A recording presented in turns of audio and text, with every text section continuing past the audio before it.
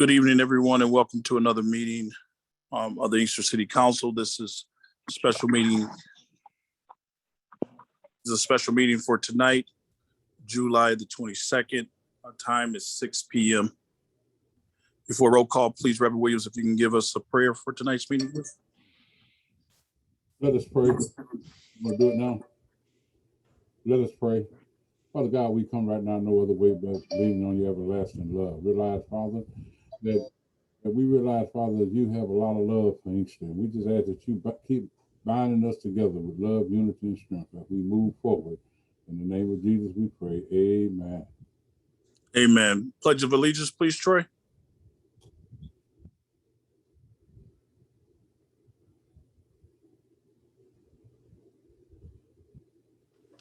I pledge allegiance to the flag of the United States of America and to the republic for which it stands, one nation, under God, indivisible, with liberty and justice for all. Thank you. Roll call, Madam Clerk.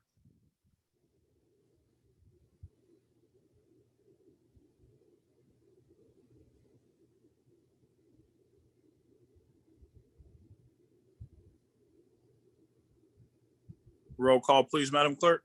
Yes, can you hear me? Yes, I can hear you now. Mayor Patrick Wimberly, Reporting from Inkster, Michigan, in my home in Wayne. Mayor Pro Tem Howard, Yes, reporting remotely from my home in the city of Inkster. Councilmember Williams, Reporting from home in the city of Inkster, Wayne, and the county of Wayne. Councilmember Washington, Yes, President, appearing virtually from my home in the city of Inkster and county of Wayne. Councilmember Watley, Yes, attending remotely from my home in Inkster, Michigan, County of Wayne. Councilmember Chisholm, Present, reporting virtually from my home in Inkster, Michigan, County of Wayne. and Councilmember Shaw. I'm here in the city of Inkster. You have a quorum, Mayor. All right, then, getting right into the business for tonight's agenda, please, City Clerk. Okay, we're here today.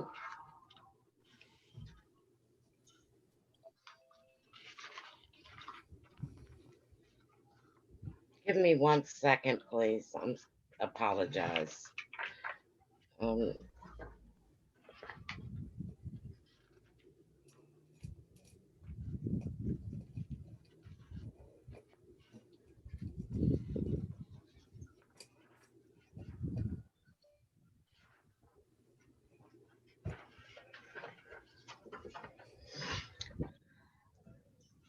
Okay, we're here today to consider approving to enter into agreements with city-approved developers or participants to collaborate in a reinvestment program through acquisition or redevelopment of tax foreclosed single-family residential structures and selected commercial or vacant properties, and the developers Titan Realty Group, LLC, and AAHM Investments. Also for the building department to provide council with a progress update every 6 months. What's your pleasure? So move, Mr. Chairman. Is there support?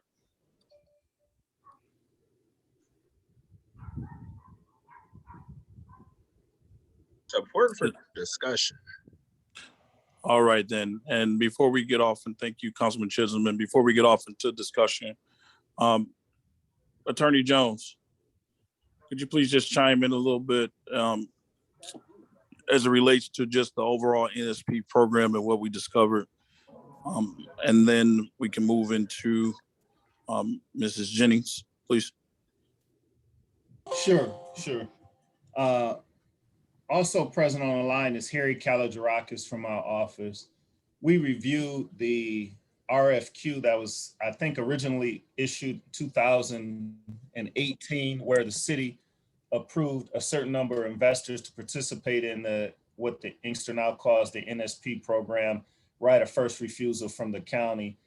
A few contractors were approved at the initial RFQ, and then the process began. It became apparent, by the way, my office did not draft the contract. The contract called for the vendors to participate for a period of 3 years, and then after 3 years, it's up for renewal or recertification.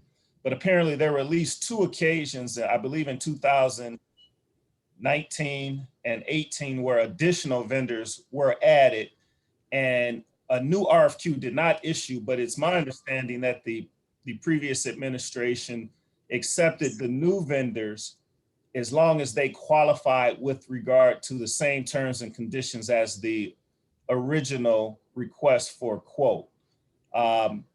We reviewed the charter, our purchasing ordinance, and our purchasing orders and charter specifically indicates that bids are required for property sales over $10,000. Now, I'm not certain whether or not any of the properties in this first refusal program this go around are over $10,000. If they are not, charter doesn't require that you go out for bids. If they are, there is an exception which would permit the city to deem that it's in the public interest to go without a new request for quote, because it's in the best interest of the city. I would submit to you that given the fact that we have to notify the county by tomorrow whether or not we're going to opt into this request for, or to this right of first refusal program, if any of these properties would be over $10,000, this council might want to decide whether or not it's in the best interest not to require these new vendors to participate in the RFQ. I think there has been pattern and practice with the previous council to allow new vendors should the vendors qualify to the original terms and requirements of the original RFQ. I believe many of the council people present today who are on council were present then when several different vendors were voted on by the council. I think we looked at some resolutions at this week's staff members and they passed previously with a 5-1 vote, Pro Tem Howard being the only person that didn't vote to add the new vendors. I will answer any questions if any of the body has any for me or Mr. Kalogerakis. Councilman Chisholm? Yes, thank you, Mr. Mayor. So I guess because how Monday night's meeting, we basically said, well, let's have a special meeting for this specifically. At this particular time, just for clarity purposes, is this still 3 separate items in one vote? Or is this just to opt into the neighborhood stabilization program and then we're going to take everything else different or separately per like the employee purchaser program and these vendors? Yeah, I think that, and David can answer or chime in, but that's what he discovered, that because you all initiated the actual program already, unless we're making changes to that program, we wouldn't necessarily have to vote on anything to the program for the employees or the neighborhood stabilization program. Okay, the reason it's just new vendors. Okay, well, the reason I asked was because I know like some of my colleagues were talking about the verbiage for the employee purchasing program where they wanted it to include part-time as well. And I saw just minor, the language could be changed to add part-time next to the word full-time. And those are just little things like that I saw. And then as far as the vendors, like the information we got, I think it was like 4 new vendors that were to be added to the thing, but we only got information for 2 in our packet. Yeah, it was only 2 after, we wanted to make sure that we could, we did all our due diligence and got all the information back from those potential vendors. And, of course, the timeline has been really crunched. So they weren't able to get those things back to us. So they weren't able to participate. And the main thing was the financials. As you can see in that report, you had the financials for those 2 people showing that they have the $250,000 to be able to be a part of the program. So it's only the 2 vendors that, got everything for us. Just the two that we would be adding. Okay. Right. I know one of the steps, I guess, in participating in the program as a vendor is falling into compliance with their projects and things of that nature. And I was just wondering, did all of those vendors were in compliance, or did some of them not, and they just didn't want to opt into the program anymore? Did we have those discussions at Oh, all? no. And that's, I guess, just for clarity purposes. I apologize, Councilman. I'm not trying to step on you, but those folks, you know, just like David was explaining, when you guys approved them back in 18, then they had 3 years to be a part of the program. So they're still approved by council. So then you approve some also by resolution in 19. So they're still approved by council.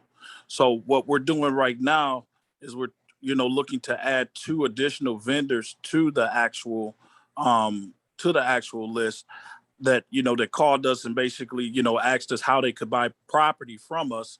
And we gave them the information that we had. And that's how we came about, you know, adding these 2 particular vendors. However, what we are doing and what we've been doing is going through Shardae's old files as well as Caitlin's old files and trying to, you know, put together everything that we possibly can. Like I sent you guys in on Tuesday, the actual audit from 2019, which was the last year that we did the program, with everybody that participated under Caitlin Hines, the audit that she did, you know, basically talking about the different properties that each vendor had, and then whether they were completed or, you know, like that. But, you know, we just haven't got a chance to put all the things together in hard copies. Like, for instance, we did find, and that's why I put in the packet like a actual the contract from VE Properties, where you saw, you know, he had a certain amount of properties that were listed and it was signed over from, you know, the mayor at that time. So we're looking for those packets of information to be able to give to you all, and then to be able to give you a report from the building department. So that's why we made sure that we put in there also too, that 6 months, because I don't believe that was happening then. At the same time, I know that it's, you know, it's my responsibility to make that happen for you now. So I want to make sure that we're doing that moving forward. So all of the vendors that you have on that audit list, they're still qualified to be in the program. However, we have to go through and see, you know, what they did. Most of them did do, because we've been really working hard at, you know, figuring out, you know, who did what. Most of them did do everything that they needed to do. It was a couple of them that were outstanding, and they came in this week working with building to try to get progress going on those things that were outstanding because of COVID. But at the same time, you know, that's not an excuse for us moving forward. Now, everything that we have right now is kind of like a short list, because everything that's on the list for foreclosure this year are vacant properties. They're not occupied properties. So we still have a lot of homes that possibly could have went to foreclosure with all of the, you know, if the county would have said, okay, we're going to do all the foreclosures, but they didn't opt into doing that this year. So that's why you see that some of those properties, or most of those properties, are boarded up properties. Okay. And my audio might have cut out during the time that Ms. Clerk Chapman was speaking. So basically, we're just voting to add the 2 to the program and to continue to opt into the program. That's all we're doing at this time. Yeah, actually, it's just we can opt into the program because you know, administratively, you guys gave us that authority to do that with the vendors that we currently have. We're just looking to add the new vendors, and then move forward, and then, you know, of course, get from council, you know, again, having that, trying to follow that 6-month progression, you know, system to see if that works for you all, and if it's something else that you would need from us to produce to make sure that we're staying on top of the program. All righty. Thank you. I yield the floor to my colleagues.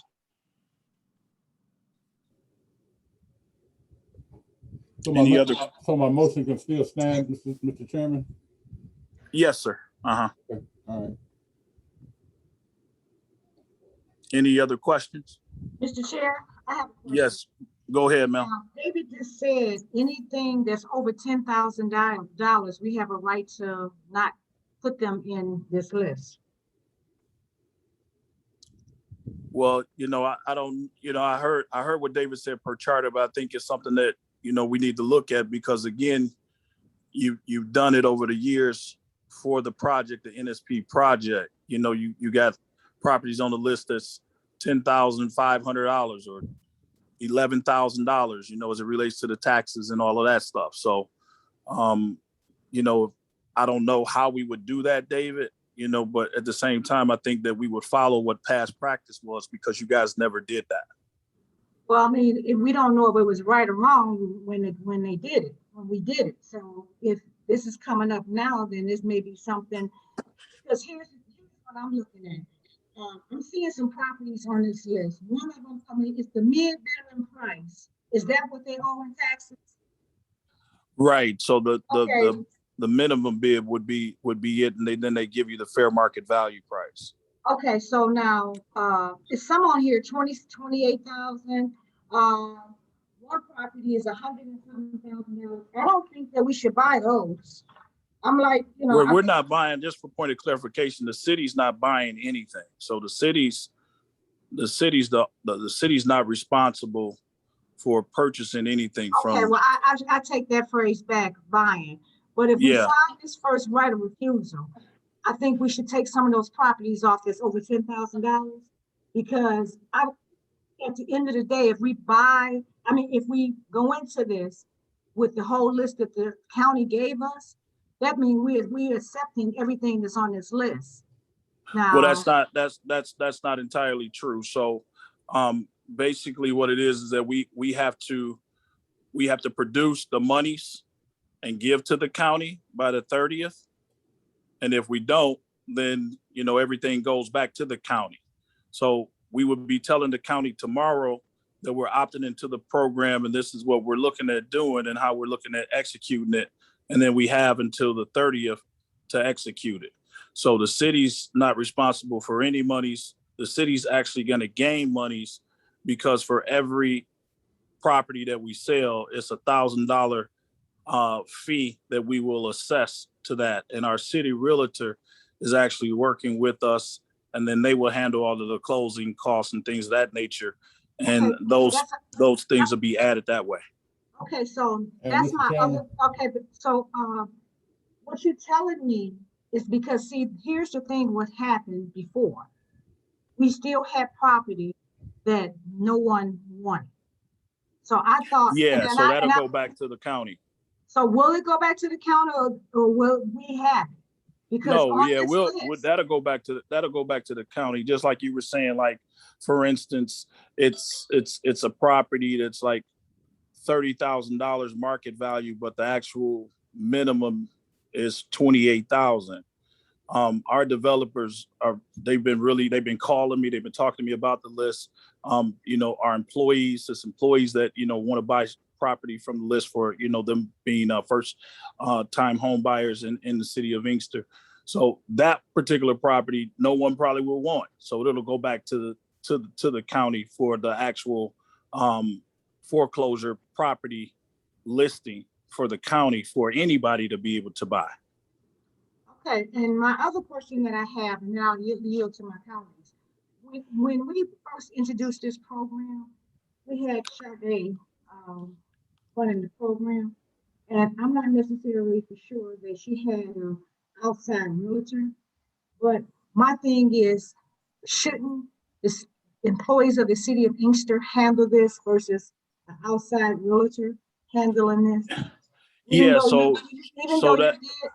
you put some realtors in to help sell some of these properties, but shouldn't this be done by the city of Inkster employees? Yeah, it's actually being orchestrated by Tracy Fleming. Tracy Fleming, by Tracy Jennings. Tracy is actually on the line as our special projects manager, the person that will be, conducting all of this stuff. But we're just, again, we want to make sure that we do everything the right way, and having Right, the city, is she the abreast city of realtor. what's going on? Because Yes, is she abreast yes. what's going on? Because the information that we're getting, it still has the wrong dates. I know you're giving us this as a to look at it, but it still has the wrong dates and stuff in there. Wrong dates as it relates to what? That's what I wanted to. it had the dates when we originally started this program. Yeah, that was just information again I wanted to give you so you could, you know, to refresh your memory, and then for us to pretty much just duplicate what you did already, and, you know, letting you know that we're not necessarily changing anything. So yeah, Tracy's very familiar with the program. She's on the line. She can answer any questions that you may have for her. We just got right off into discussion. So that's why, you know, she didn't necessarily lead off the conversation. Okay, I yield to my colleagues. Okay, Mr. Chairman. Yes, sir. Okay. Just for clarification, I just want to make this statement, okay? If we take the houses, okay, and we get in the program, all we can really gain is $1,000 per unit. Right. Per Now, property. Yeah. if we don't take them, it goes back to the county, they makes the money. Okay? That's correct. Simple as that. Okay, so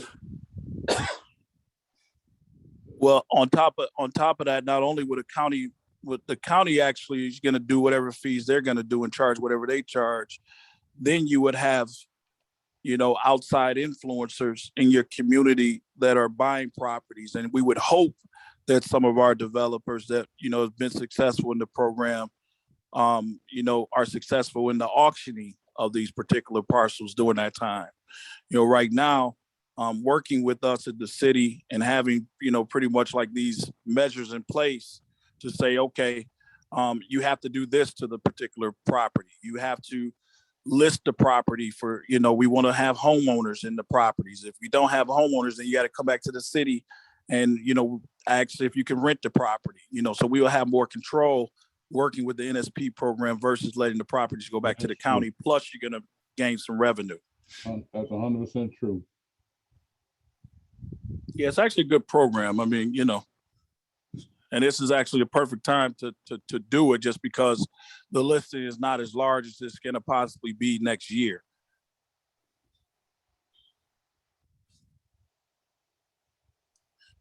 Okay, any other questions, comments? Yeah, Mr. Chair, you talked about the list that you sent out. It was in a excess file that I couldn't pull up. So that was something that was done previous years?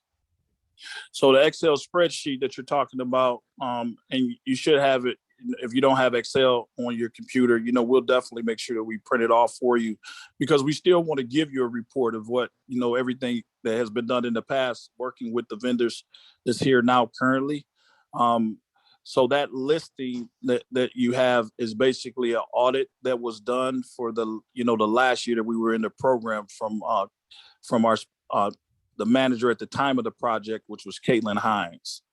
Right. I know you may mention about that. Now, did the past council receive those updates every 6 months? Because in the last resolution, it talked about them receiving 6-month updates on those properties. So what? Yeah, I can't answer that question, sir, because we weren't able to find documentation alluding to that. You know, we did find some files, but some files were incomplete or some files had stuff in it that, you know, shouldn't have necessarily been in it. So this is one thing that we are going to do regardless, you know, moving forward. We're going to tighten that up, and then we will, moving forward, make sure that you have those updates on what we do.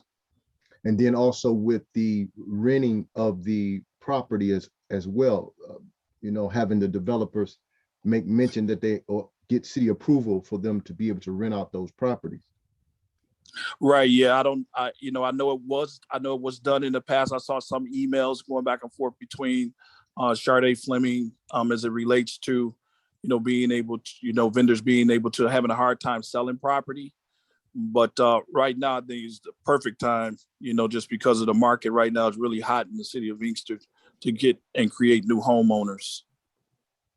Now you have in the packet concerning some of these vendors, you know, Team Care.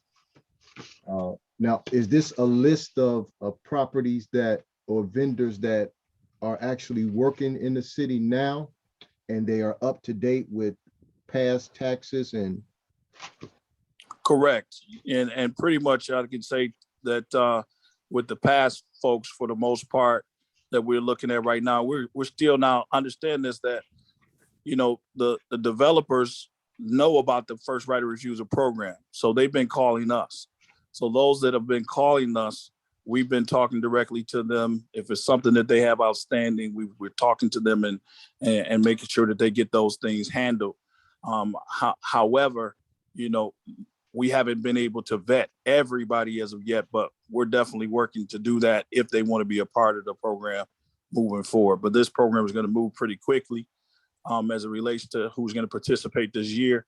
And then from there, we're going to come back to council, give you an update on, you know, who received what and, you know, where they are in the process as it relates to renovating the parcel, the property, and then whether the property was sold, how much it was sold for, or if it's going to be rented out, and then what's the renting and all of that stuff. And the one thing that we are going to work with the vendors on is creating a welcome to Inkster packet, and working with the building department to put, and the ordinance officers to put you know, the different things in the packet as it relates to, you know, grass cutting, noise ordinance, you know, anything that we can think of, you know, all the resources that we have within the city to be able to have into one packet when a person comes in and get a certificate of occupancy. That's for a new homeowner or a renter, to be able to, you know, let people know what we expect in our community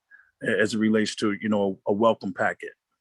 And that's what I was trying to allude to when we dealing with the city approving them to be able to rent out these properties, because, you know, I'm not saying that all renters are bad or all homeowners are bad or whatnot, but we do have that problem within the community that, you know, people are not keeping up, you know, with the ordinance. Yeah, correct. So we're doing the best that we can. That we're doing the best we can to make sure that, you know, even with, you know, just having different restrictions inside of the contract. And I know David is, you know, he had Harry on the line, and I know that he's been looking at it, but it's other things in the contract that talks about reversion back to the city, looking at, you know, just liens on the actual properties. Before they sell the properties, they have to come back to the city. So, you know, we have more control on what's happening with the property. And then, you know, them being able to sell or transfer a property, you know, letting us know what's going on. So I can't speak for what happened in the past. You know, I'm trying to get all that information and gather it and get it all into one place, and then be able to, you know, disseminate that information to you all and of course the general public. But right now, you know, I just know moving forward, that's what we're going to do. And then you have some things in the packet that's in red. So what does that mean? They were highlighted in red. So what does that For mean? instance, give me an example, you know, or show me a page number. We don't have no page numbers on these, but it starts with Ash Street, Central, Harriet, Harrison, Hazelwood, Henry, and all of I would have to see what you're talking about, Councilman. Okay, all right. It was in. You can bring it into me, and this again, that was what was done in the past. So we want to make sure that, you know, that we were looking at just, you know, what was done. So we're not trying to recreate the wheel. Right, we continue doing the same thing. So I can't I don't know, but I am doing we are doing our due diligence, and understand this too, that we didn't know up until, you know, frankly, about 30 to 45 days ago, that we would have a program, a first right of refusal program in the county. After, you know, Treasurer Sabri came on and talked to us about it a little bit. So we didn't know how that would look until, you know, it just pretty much came out to us. And now we're trying to make sure that we, you know, follow everything to the best of our ability, especially along with the program itself. Now, when are we going to start looking at, you know, how we're going to really kind of critique some of the language in some of these, in some of the contracts, especially, you know, what I'm looking at is the employees and how they are being able to continue on growing and purchasing property as, you know, as an incentive here. So when we look at the list, when it's talked about the list of 20%, now how is that being selected? Is that being selected random, or is just someone in the administration is just going to pick and choose to give to the employees? Because you do have a list in here that talks about a bundle to employees, and it's only a few properties that's there. Right. Again, just based off of past practice, the building department would go out along with Sharday and Caitlin and kind of assess the properties in a 1, 2, 3, 4, 5 format, and 1 being good, 5 being, the worst. And then they would go into, the actual list itself, and employees send it out to all the employees, and then, whoever responded, because you understand that this is a quick process. So a person has to have their money ready to be able to cut the city a check for, say if it's 5,000, 10,000, 15,000, whatever it is, right away. So looking at that process is kind of the same thing that we're going to do, and put the properties for the investors into a bundle. So say for instance, one bundle would be, a house with 1s and 2s, 4s and 5s. So they wouldn't all be 5s. They would all, some would be 1s, some would be 2s, and some would be 5s. So they'll be even across the board.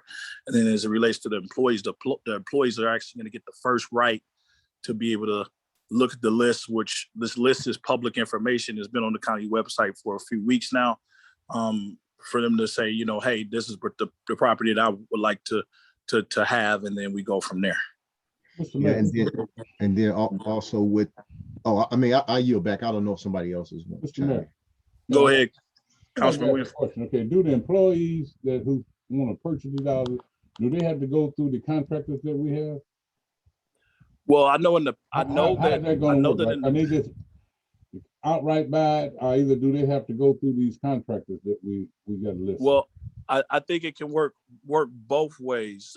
They can go in the first right of refusal program and purchase the houses themselves, and then, adhere to the stipulations of the first right of refusal program, being that they would have to bring the house up to compliance within a year and, get a certificate of occupancy and all of that stuff. However, I know that it has been some employees that work directly with the vendors in the past, where they, just purchase their property from the vendor. Okay. Let me ask you a question. Is it possible, okay, that we get the houses, is it anywhere possible that we can, because I know a lot of times people have problems towards getting credit lines to buy houses and various stuff like that. Is it possible that we can get into something like a rent to own property program with this kind of program? I mean, that's a good thought, but then the city would be, become, renters, and we're,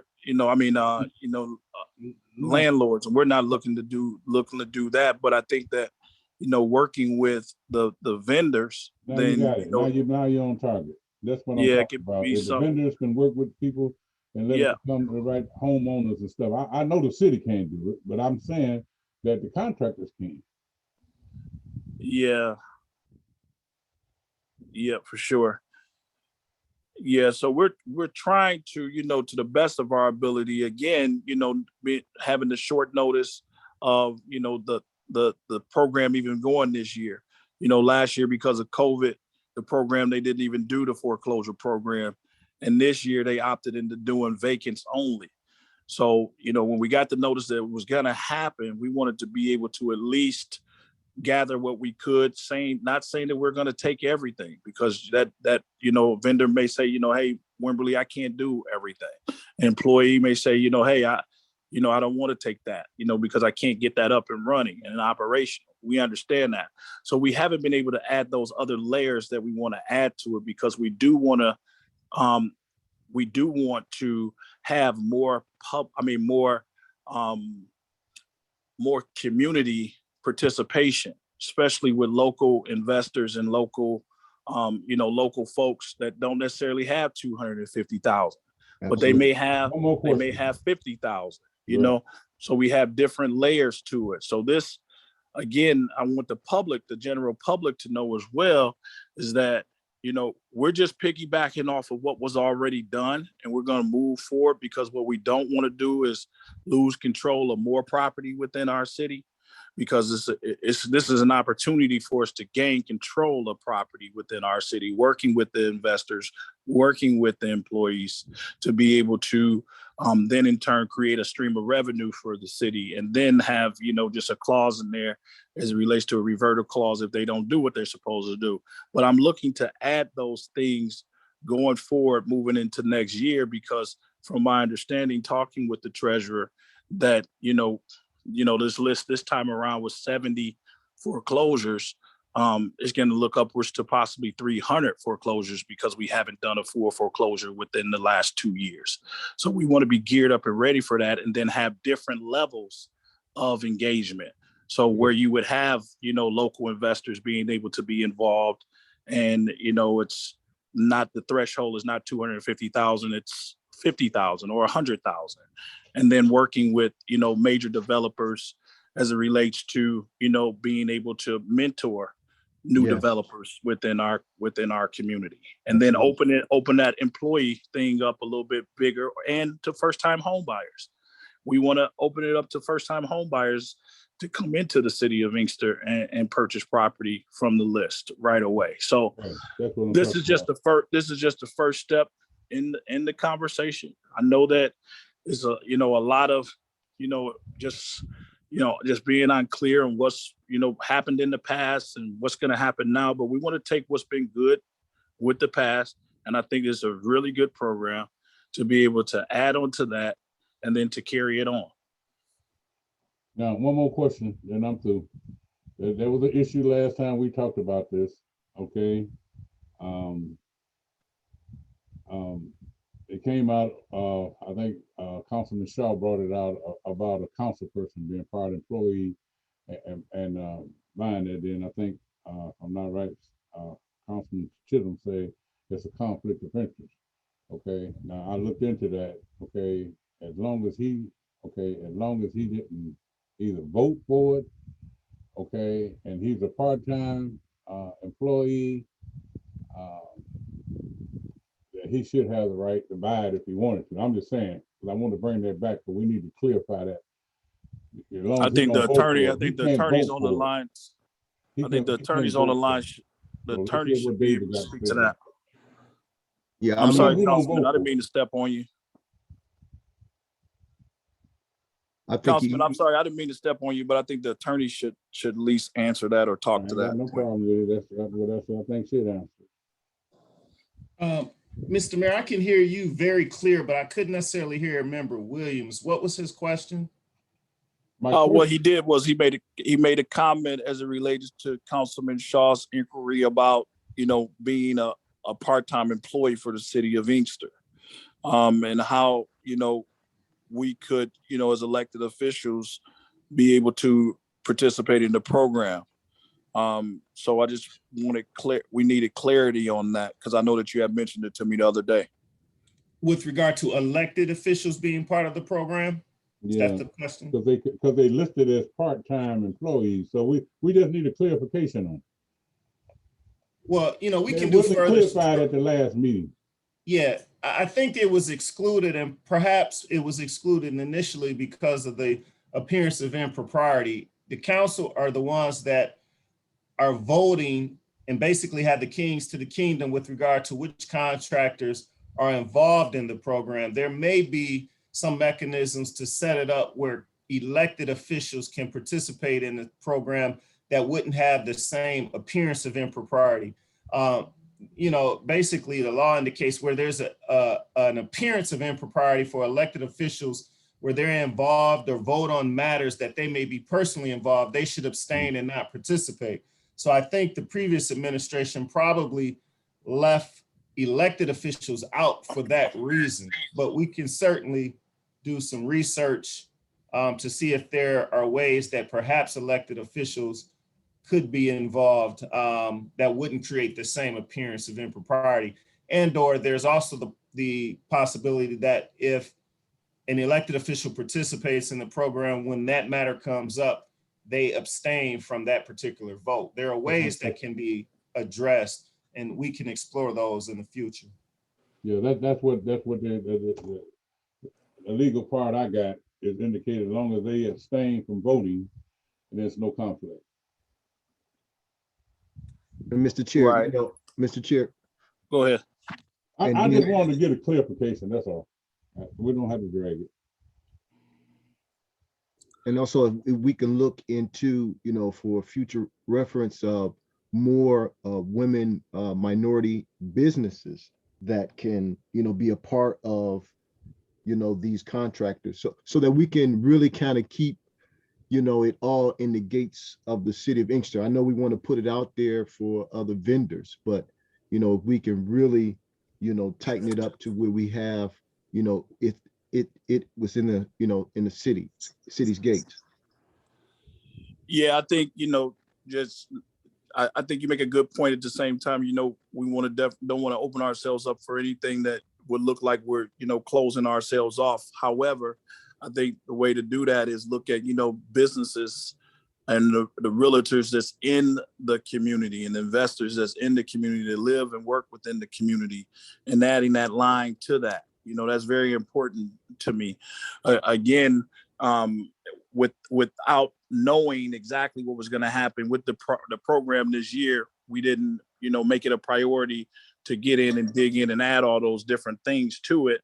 But we want to be able to start off this year and come back with everything that we heard, and even have, going off into getting ready for next year and gearing up for next year, because we know that next year is going to be a lot more, triple the amount that we're seeing now. Even having a community conversation and being able to make sure that we're, having community involvement and community engagement and cultivating those relationships with local investors and developers to be able to participate in the program. Now, with this action item, those two vendors are not on the action item. So is there something different, or am I missing something? So, City Clerk, I'll let you speak to that. Yes, the two vendors are on the action item. They're actually, I think it's the third page from the last, that the suggested resolution does include Titan Realty and AAHM. So your packet is set up with the agenda, then it reflects back to the 2019 request for council action. And then that shows everything that happened at that point toward this entire program. And then it goes into the very last section is today's topic and the current suggested resolution. So that would be Exhibit B. And the third page to the last. Okay, I see it. See it now? Yeah, the Yeah. resolution number 7/2021-153R. Yeah, the resolution. Okay. Correct. Okay, I got it. And Thank you. you see the companies. Yeah, I see them on there now. Okay, thank you, ma'am. You're welcome. I'm sorry, what page is that, Madam Clerk, for the investors? It may be the very last page of your packet or the third from the last. Okay. Mine is a little convoluted, but. Did you find it on the last page or the third from the last? Mine is on the last page on the electronic PDF. That's exactly where it's supposed to be. Thank you. Okay, thank you.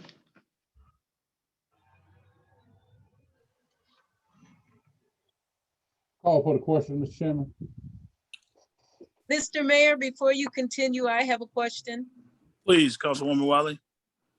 Yes, reference these properties. Have we gone out and looked at them yet? A lot of times, some of them are not even worth demoing, and we don't have any demo money anyway. But are we gonna do that before we, commit? Yeah, yes, ma'am. We've been doing as much as we possibly can. Like I said, that some of the vendors have been in the program since 2018. They've been calling me and coming in, lending a hand, wanting to, kind of say, hey, don't take this, take this, take this. However, knowing that I'm new to it, I said, no, let me step back, go back and look at what had been done in the past, and now we're getting the staff involved. So, if we're moving forward, just all on the same page, we will be doing that over these next few days, going off into Monday, Tuesday, which we've already been doing a lot of it, and just putting it all into the packets and bundles, how they should look. Okay. All right, any other questions? Hearing none, roll call, please, Madam Clerk. Before I do that, can we clarify who made it second? I Councilman did. Chisholm. Councilman Chisholm, thank you. Okay. Councilmember Williams, Yes. Councilmember Washington, Abstain. Councilmember Watley, Yes. Councilmember Chisholm, Yes. Councilmember Shaw, Yes. Mayor Pro Tem Howard. Nay, I'm sorry, would you repeat that? no. Okay, so Mr. Mayor, we have 4 yeas, 1 abstention, and 1 nay.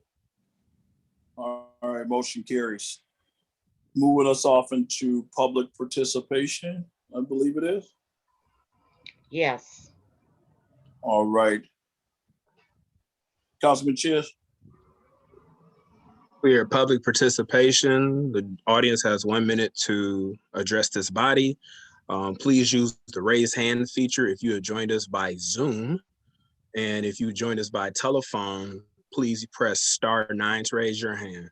Once you are recognized, please state your name for the record. Mr. Mayor, you have 2 hands raised at this time. All right, Charles Blackwell, please. Hi, yes, this is Charles Blackwell. Once again, Mayor Wembley got the city of Inkster sued yesterday in court for his misconduct and lying. Secondly, it should be pointed out that this is the same program that Alfonso Wallace sold the house to Felicia Rutledge through a straw deal. So the city should very carefully review Alfonso Wallace's participation in this program. Thank you. All right, next person, Curtis Barch, please.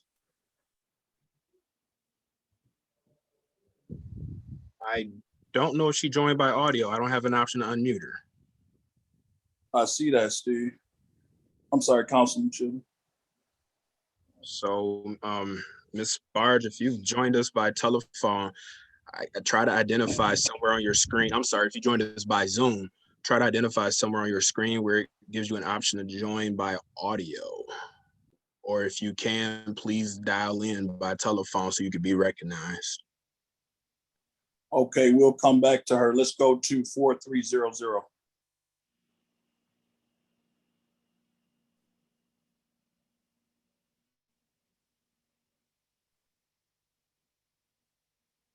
And I am sending them the unmute request. They may have to press *6 on their own handset or the unmute option on their own handset.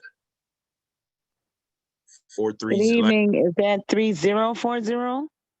Yeah, No. It's 400, but we'll go with you. Octavia Smith, go ahead. Yes. Good evening, Mayor, Can you Council, hear me? residents. Okay, Um, okay, Octavia, hold on 1 second. Look like we Sure. have 4300 is recognized. Go ahead, 4300. Thank you very much. My name is Herman Hayes, and I'm interested. There's a couple of things that Mayor Wimberly mentioned. One that was very interesting to me, and that is the city of Inkster does not want to be an inventory carrying entity. So I certainly understand that. But for many of us investors, or at least some of us who invest in properties here in the city of Inkster, there are ways whereby if the system was a little bit less fuzzy, we can actually contact some of these people who are going through foreclosures.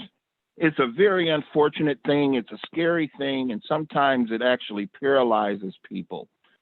They don't know what to do.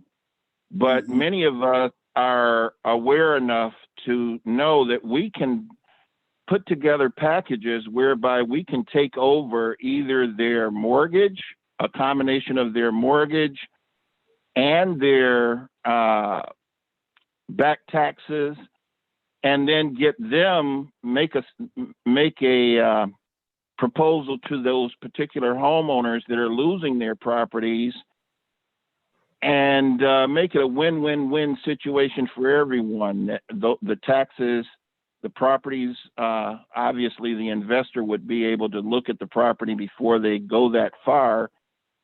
But it just seems like it's a really, you have to put so much legwork into it. Perhaps I'm wondering if the city or the county can develop some kind of system whereby those who are interested in the city of Inkster as investors can speak with some of these people who are losing their homes, and prior to them losing their homes, prior to it going through all the steps that would take them to lose their home, then it doesn't go back to a bank. It doesn't have to go to the city. It can get off the rolls. We can make it a nice. And Mr. Hayes, I really appreciate your comments. I would love to talk a little bit further with you about that.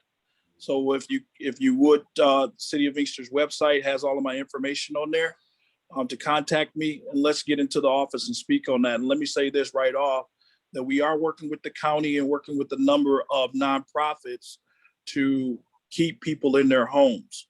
We're not looking to, as a city, again, take over anybody's property. However, we're doing everything that we can to make sure that, people are staying within their homes and getting the help that they need, working with the counties and the county and the different nonprofits that's out there. So you'll be pleased to know, let's talk a little bit more about that offline, but your time is up right now, sir. Thank you. Very good. All right, let's move to the next person, please. Octavia Smith. Good evening. Can you hear me? Yes, ma'am. Okay, thank you again. Good evening, everybody.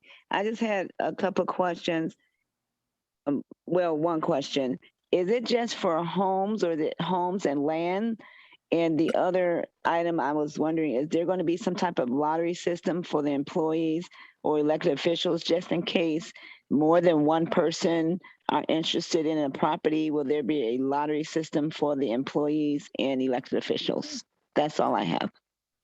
Yeah, and let me say the elected officials, just for point of clarification, won't be part of the program. From what I'm hearing, the attorney is saying that they shouldn't necessarily be a part of the first right of refusal program, but they possibly could work with the vendor to be able to get a property. So as it relates to the lottery, that's something that has been brought up. I know that they didn't do that in the past. Over the last several years, that hasn't been done. We're looking to see exactly how it was done, and it would look like it was done pretty much like on a timestamp type of deal. Basically, everybody get the list at the same time, because it actually is released in the county at the same time to everybody, and then the city itself release it to the employees to make sure that they got it, and then they come in to the building department and then start the process as it relates to number one, working with Tracy Ann Jennings and our city realtor to, put the money up, so we're looking at a better way to do it next time, Octavia. So, we'll be talking again in a general setting for the entire community, so we can figure out how we can do it, a little bit better, and it'll be, more seamless, and it won't be so convoluted. Just to answer your question. All right, let's chair recognize former Mayor Pro Tem Timothy Williams. Good evening. How's everybody doing? Good evening. How are you? I'm doing great. I'm calling in concern about the flooding. We have some seniors who are basically not able to go down to their basement, and they're trying to get people to come help them take things out and help in the basement. And then we have some who, they're getting things out of the basement slowly but surely. And I want to commend the city of Inkster, who's been coming by with their equipment. They've been picking up all this trash for a lot of citizens, but there's still some things that's still left out there. Will the city continue to pick up those things, or will GFL resume picking up the bulk trash and the stuff that's been thrown out from people's basement? Yeah, so no, we're GFL is going to continue to pick up the trash, and the city is working as well to pick up the trash. However, GFL will be out on this Saturday. This Saturday? Yep, Okay. they will be out on this Saturday. We just met with them yesterday, and they will be out on Saturday. They said they will have, if I'm not mistaken, Councilman Shaw, you can help me on this one. I think they said 10 trucks in the community doing bulk pickup for the flood damage stuff. And Yes, then that's what we're waiting on. okay, so yeah, so we're definitely on top of it. Well, because they are seeming to still be a day behind on picking up the regular, but if they're picking up the bulk trash, that'd be good as well. Yeah, and then and I appreciate the comment, Mayor Pro Tem. We did speak with them yesterday. The attorney was present, our treasurer and the DPW director, as it relates to, and Councilman Shaw, as it relates to the trash and what's been happening in the city of Inkster for the delayed trash pickups. So we are working with them now to look at concessions overall, because we know that we have trash that hasn't been picked up in weeks in certain areas as of today still. So I encourage everybody to still call that number 313-563-9774 and report, that if there's trash still sitting out, haven't been picked up, because we need to know that so we can come by, take pictures and things of that nature to be able to report back to GFL and then go from there. We know again, the number again is 313-563-9774. Okay. Okay, so okay, I'll pass that on to the citizens. Yep, and then if it's any seniors, councilmen, that need help with getting stuff out of their basement, I know that Tangela Ward, the president now of a CUP, has been working to assist and do that. Also, to send me the information as well, and we'll see how we can get other folks to help and organize. I know that the Wayne County Sheriff, along with the Wayne County Executive, is doing some of that as well, sending folks out to people's homes to help clear out their basements. Okay. Thank you, Mr. Mayor. I appreciate that. You're welcome. All right, Chair recognized Mr. Safford. I hope I'm saying that correct. Hello, this is Devin Safford. I'm calling on. Oh, Miss Safford, I'm sorry. Yeah, that's okay. No worries. It happens all the time. Okay. I'm calling on behalf of my senior mother who is occupied on Oakwood. DPW was out, and Mr. Mayor, you came out yourself to look at a sinkhole that opened up in front of her house. It is probably about 3 times wider and much deeper, and it continues to grow with every rain. She now has water that is seeping up in her basement along the pipeline there's a crack in her concrete that follows the pipeline of the sewer, and the water is starting to seep up through that crack. And so I know that there are, multiple sinkholes across the city, but I just wanted an update as to what the plan is, how it'll be resolved, and what the next steps are, because we were told that Ms. Digg was going to come out. We've not heard from them. We've contacted them. They said that there's no request for our property in the system. So I just need, I need an update on next steps, please. Yes, ma'am. Mr. Bivens, you're on the line. Please, can you speak directly to that now, or how would you like to follow up with that?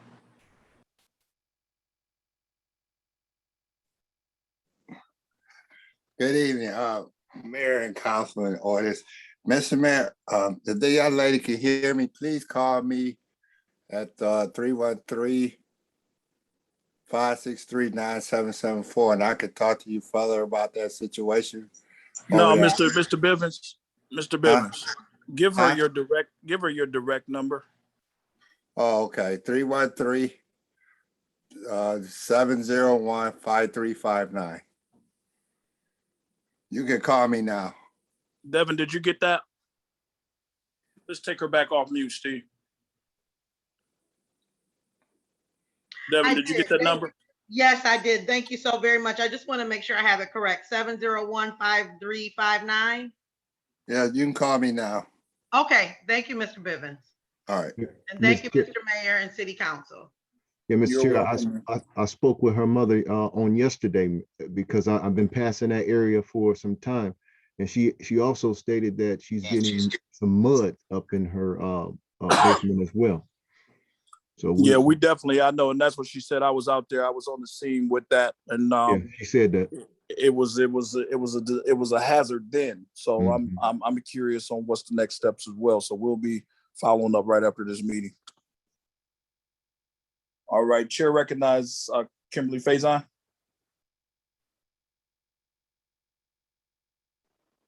Good evening, Mayor and Council. Can you hear me?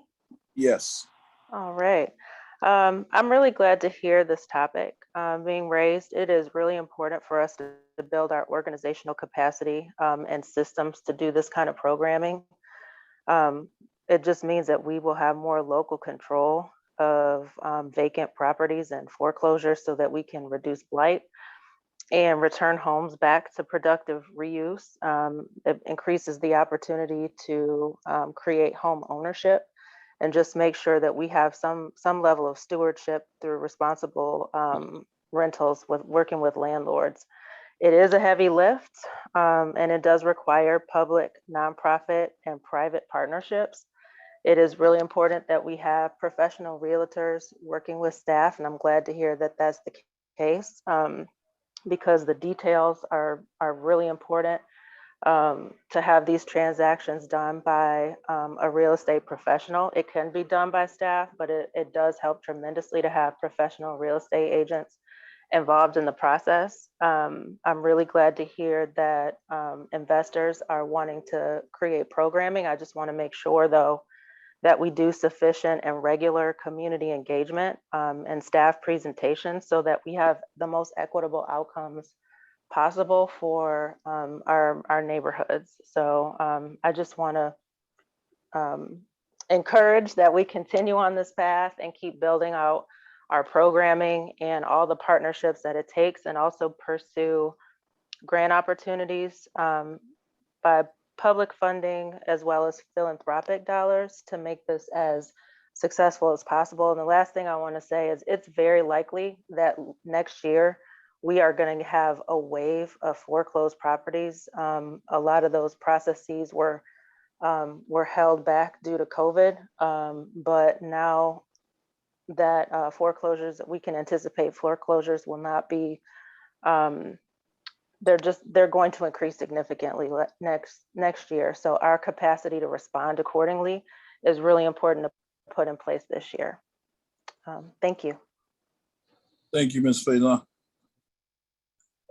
And Curtis Barge, Steve, I don't know what we need to do with that because you still don't have a voice thing. What can we do? At this point, nothing. I don't know if the option on her end, if it gave her the option on her end to connect with audio, but unless she dials in by telephone or something right now, there's nothing we could do from our end to bring her voice on. Ms. Barge, you want to type your comment in the chat, and maybe the clerk can read it if you can hear me.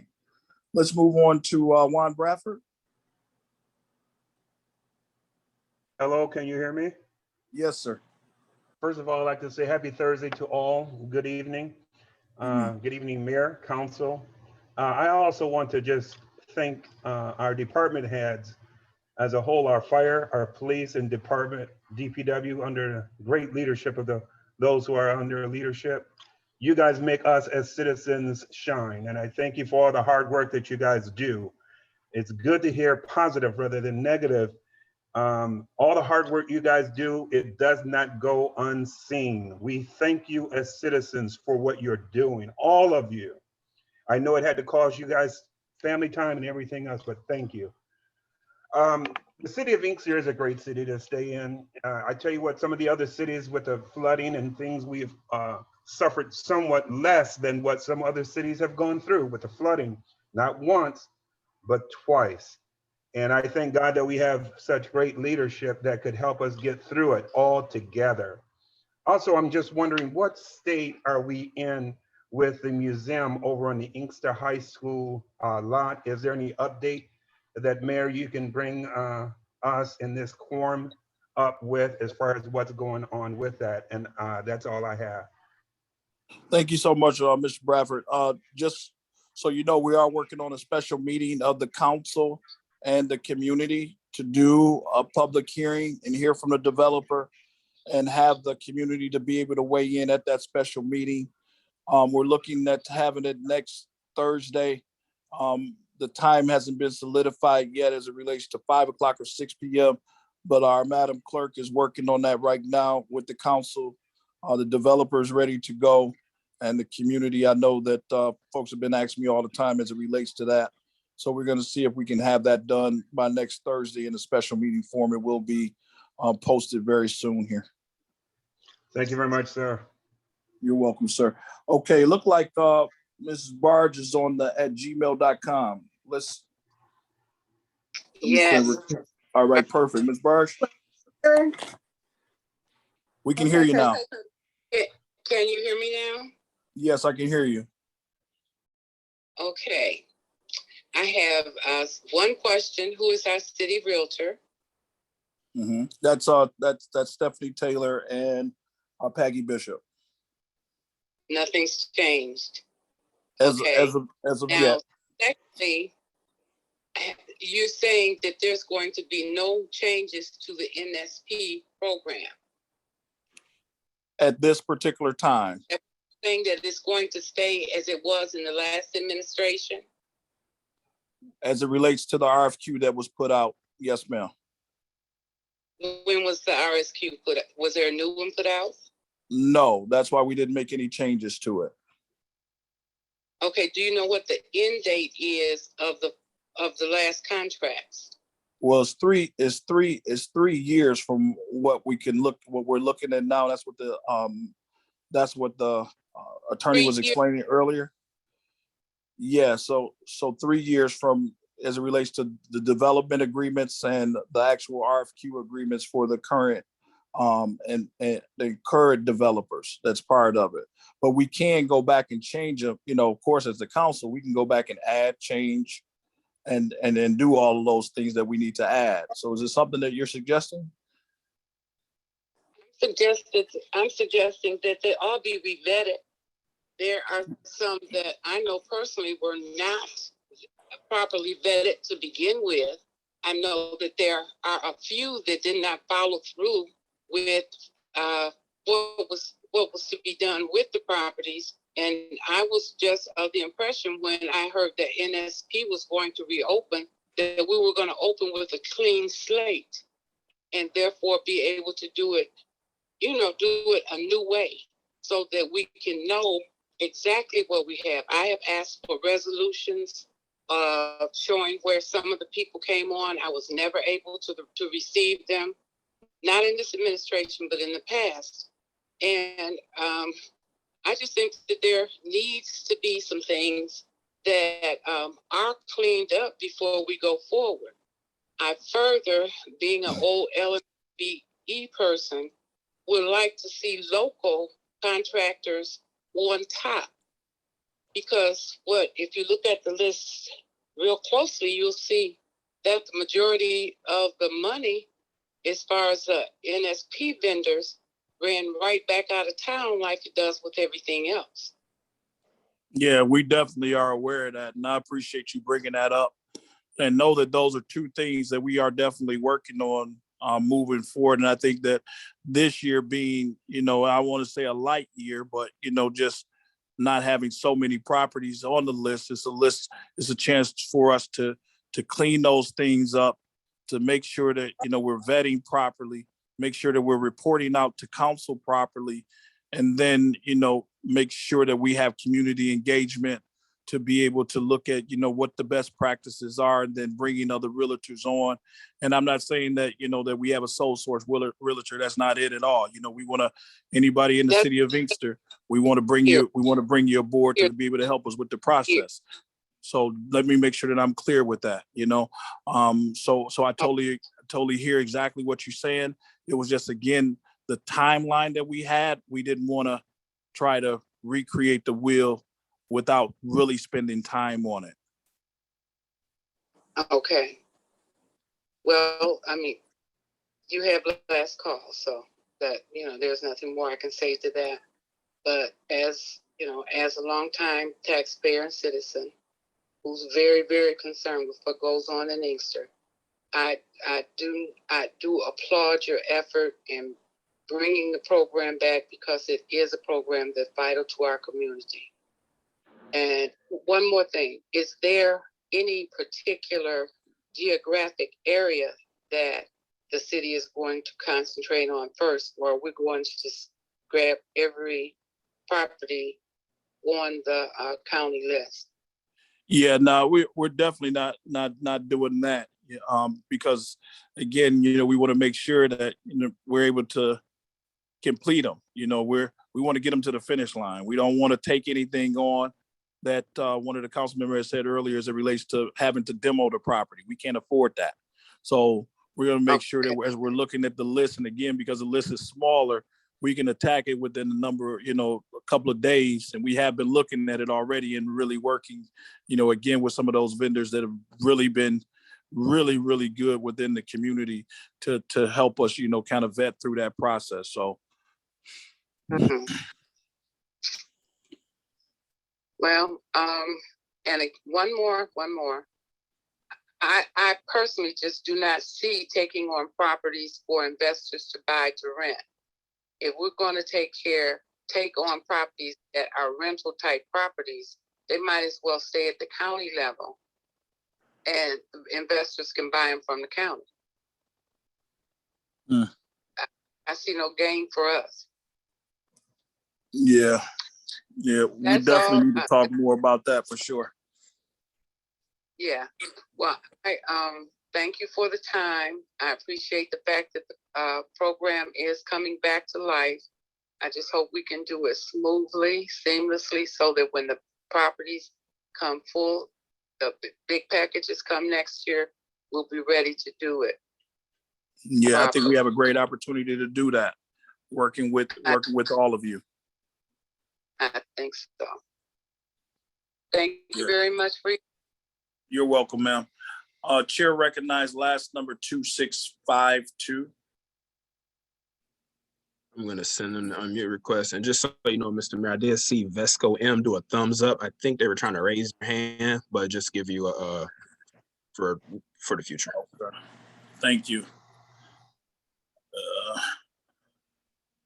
Vesco Management, if you wanted to speak, then please raise your hand, please. And 2652, I'm sending them the unmute option. Again, on their end, they're on by telephone. They may have to press star 6 to unmute themselves, or the unmute feature on their end. There we go. Good evening, Mayor and Council. This is Kent. Good evening, Can you Mr. hear Kent. me? Yes, we can hear you, Mr. Kent. That last call you had answered most of my questions that I had to ask. And that's a pretty good idea to start off with a clean slate, because some of the people that were buying these houses, I did a lot of work for them, and some of them was doing a lot of shoddy work. And so I ended up quit working for them, So they do, some of them do. Go check some of the people out that live in the house. They'll tell you what's happening with it. Because some of the stuff that passed code, I couldn't believe it. And so I just quit. I quit. Yeah, I appreciate you That's bringing all that I. to our. Thank you, Mr. Ken. I Mhm. appreciate you bringing that to our attention, and we're definitely going to be working closely with all the vendors and, working with the building department, code enforcement. And because we know where they at and who own them, we're going to be able to put our thumb on them. So know that we're Yeah. definitely going to be working to do that. All right, Rebecca. That's, I'm sorry. that's all I had to say, and keep doing a good job. Thank you, Mr. Kent. Rebecca Have a good Daniels. night. All right. Chair recognize Rebecca Daniels. Yes, sir. Can you guys hear me? Yes, ma'am.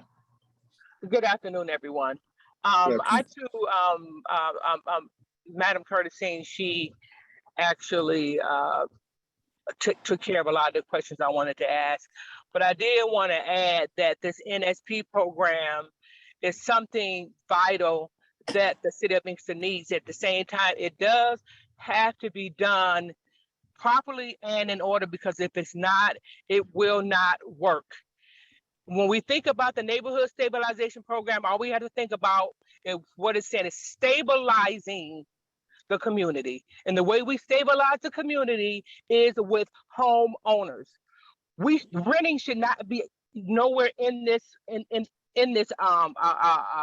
conversation at all, because not only we're not stabilizing anything with renters. Homeowners will not. First of all, we're getting $1,000, and once we get the $1,000, now we have a taxpayer. We also have people in the community that is going to be concerned about the community and taking care of the community. When we talk about a lottery, those lotteries, when that agent puts that property on the market, there should be a time frame for certain things to go forward. And if it's not taken care of within a time frame, then it goes to the next person. If we can't get the what we're saying, the city officials or your fire workers or whatever, if you want to it's all about a time frame.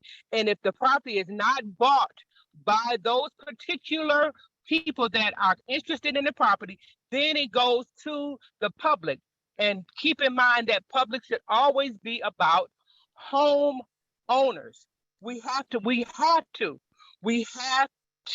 make this a priority. And we have to make sure that we stay on top of these vendors. We have to make sure that these vendors are doing what they say they're going to do.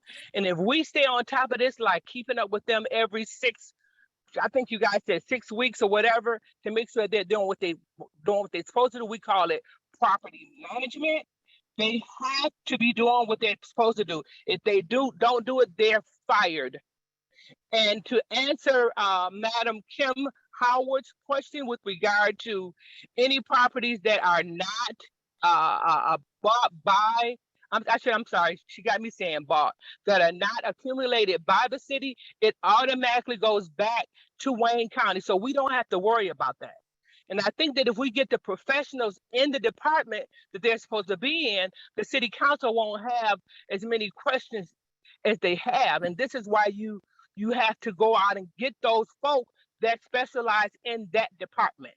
So the NSP is definitely a great program, especially for the city of Inkster. If you Google NSP, you will understand it a lot better as well. Thank you for your time, Mr. Mayor and Council. All right, thank you. All right, moving right along, Madam Clerk.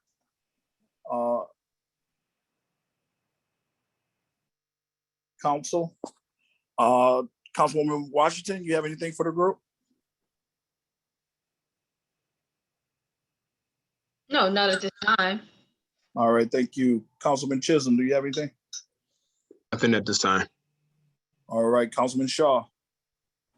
I just want to thank DPS, Ms. Joyce and Director Bivens, for some of those fallen trees that was picked up. They did Oakwood Street. I still have a couple of more trees that has been fallen. I'm hoping that they will be able to soon get Center Street, but we'll be definitely sending out more pictures of those items. But I want to appreciate them for jumping right on top of that. Thank you, sir. Yes, sir. Councilwoman Watley. Nothing at this time. Councilman Williams.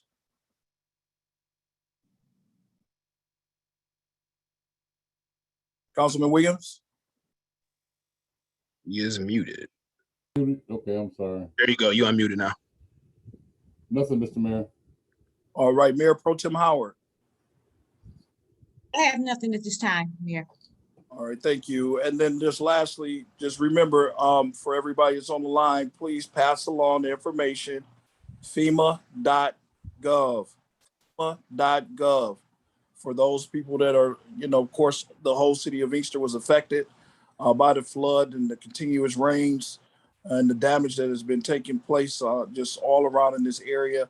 We want to make sure that we're getting our fair share. Call for adjournment. So move, Mr. Chair. Support. All in favor, say aye. Aye. Aye. All right. Aye. You guys have a good rest of your week.